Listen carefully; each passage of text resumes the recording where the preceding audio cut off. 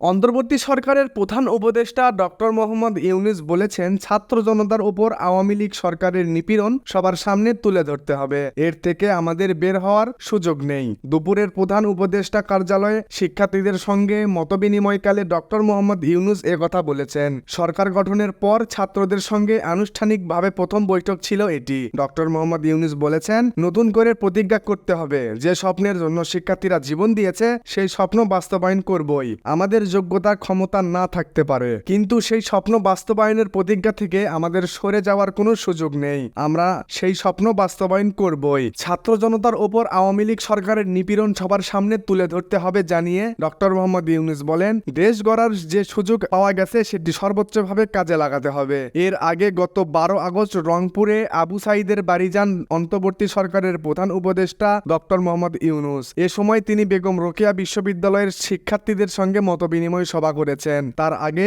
গত 8 আগস্ট দেশে ফেরেন ডক্টর মোহাম্মদ ইউনূস। সেদিন এয়ারপোর্টে বৈষম্য বিরোধী ছাত্র আন্দোলনের সমন্বয়কদের সঙ্গে বৈঠক করেছেন তিনি। ছাত্র জনতার গণ অভ্যুত্থানের মুখে গত 5 আগস্ট সরকার প্রধানের পদ থেকে পদত্যাগ করে দেশ ছেড়েছেন আওয়ামী লীগ সরকার শেখ হাসিনা। এরপর গত 8 আগস্ট অন্তর্বর্তীকালীন সরকারের প্রধান উপদেষ্টা দায়িত্ব নেন ডক্টর মোহাম্মদ ইউনূস। এরপর তিনি দেশের বিভিন্ন রাজনৈতিক দল, সুশীল সমাজের প্রতিনিধি, পত্রিকার সম্পাদক, ব্যবসায়ী প্রতিনিধি দলের সঙ্গে ধারাবাহিক মতবিনিময় সভা করছেন। এসব মতবিনিময় সভায় রাষ্ট্র সংস্কারের নানান প্রস্তাব উঠে আসছে।